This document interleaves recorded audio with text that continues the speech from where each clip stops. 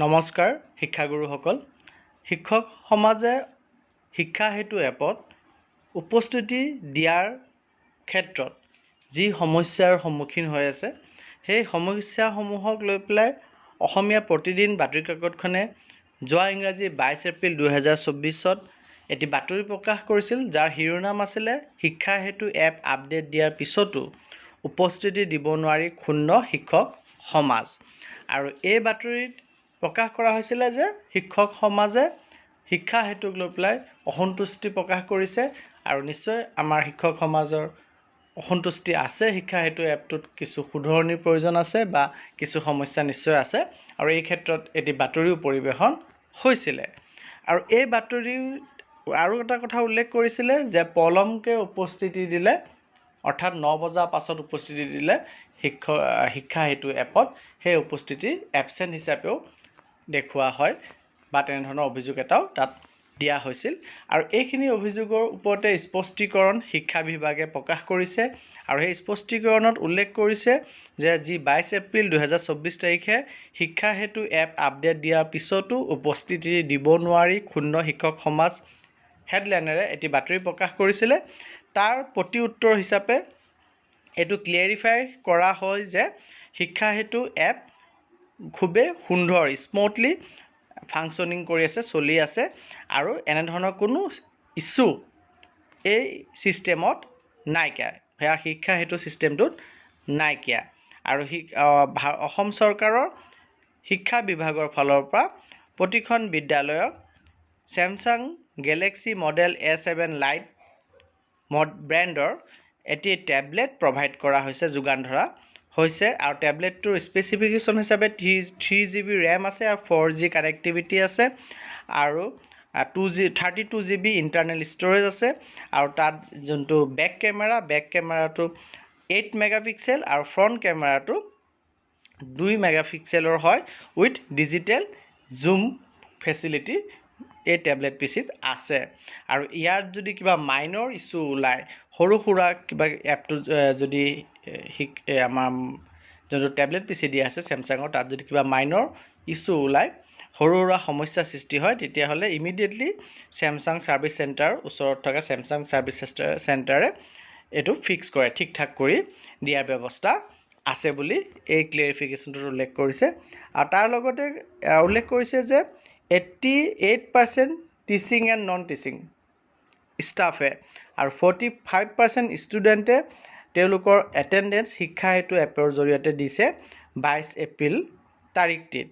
আৰু 23 এপ্ৰিল তাৰিখটিত 5:09 শিক্ষক আৰু অনাশৈক্ষিক যি ষ্টাফ আছে তেওঁলোকে 88.7% এটেণ্ডেঞ্চ দিছে অৰ্থাৎ 2,25,904 গৰাকী শিক্ষকৰ ভিতৰত 2,250 গৰাকী শিক্ষকে 23 তাৰিখেও নিজৰ এটেণ্ডেঞ্চ শিক্ষা হেতুৰ জৰিয়তে দিছে আৰু যি এবসেন্ট আছিলে তাৰে 4,434 গৰাকী শিক্ষক ট্ৰেইনিঙত বা অফিচ ডিউটিত আছিলে আৰু 2,331 গৰাকী শিক্ষক ছুটিত আছিলে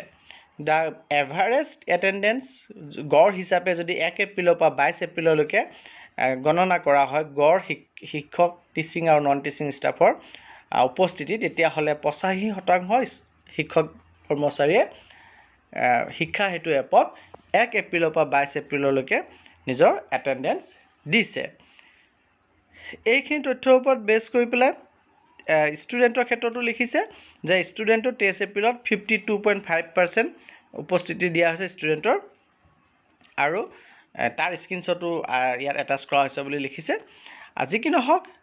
ইয়াত ক্লিয়াৰিফিকেশ্যন এই বুলি দিছে যে নিউজটোত যেখিনি কথা লিখা হৈছে যে 9 বজাৰ পিছত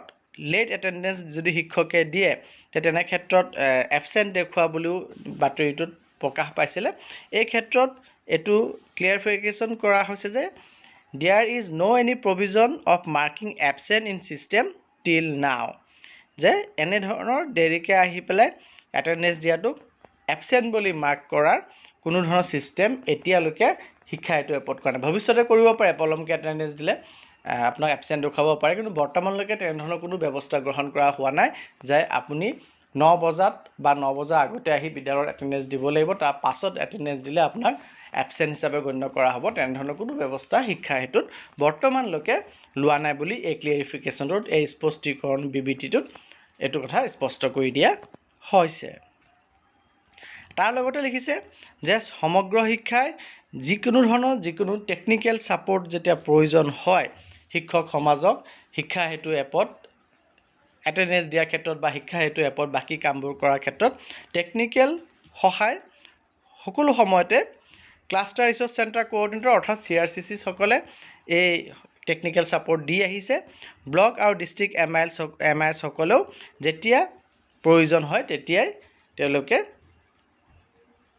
যি টেকনিক্যাল সাপোৰ্ট দিব লাগে সেই সাপোৰ্ট